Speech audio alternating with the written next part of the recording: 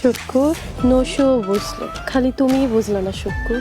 শুক্র মাদবর সাহেব আজকে কোনো কাজ আছে? আমি কি খালি কাম থাকলেই তোমার কথা মনে করি? আমি হইতেছি মাদবর সাহেবের গোলাম, আপনাকে কাজ ছাড়া আমার আর কি কাজ? শুক্র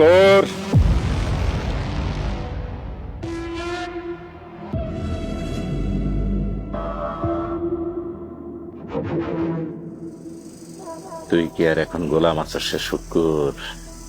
তুই তো এখন থেকে মাতবারের একটা অংশ হয়ে গেছিস। সবই আপনার দয়া মাদবর সাহেব। এ ধুরো দয়া কিসের? নিজের পরিবারের কাউরে কি কেউ দয়া করে?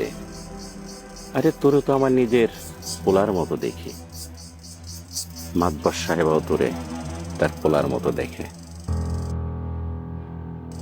কি মাতবার সাহেবা, ঠিক কইছি না? আরে কথা কইতেছেন না কেন মাতবার সাহেবা? ঝিনুক,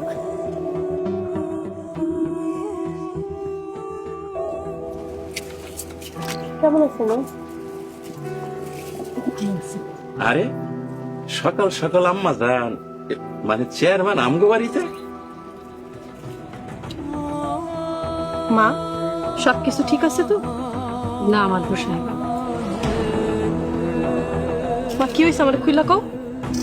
আম্মা যান, আপনার চেয়ারম্যান আমি বানাই, আপনার ইজ্জত রক্ষা করাও আমার দায়িত্ব। শান্ত, সাবধান হয়ে যা শান্ত। মাতবর সাহেবের কাছে কিন্তু বিচার দেবো। আরে বাবা রে বাবা, ডরাইছি। হ্যাঁ, আল্লাহর দোহাই লাগে এই কাম ভুলেও কইরেন না। নাইলে কইলাম মাতবর সাহেব আরে ওরা।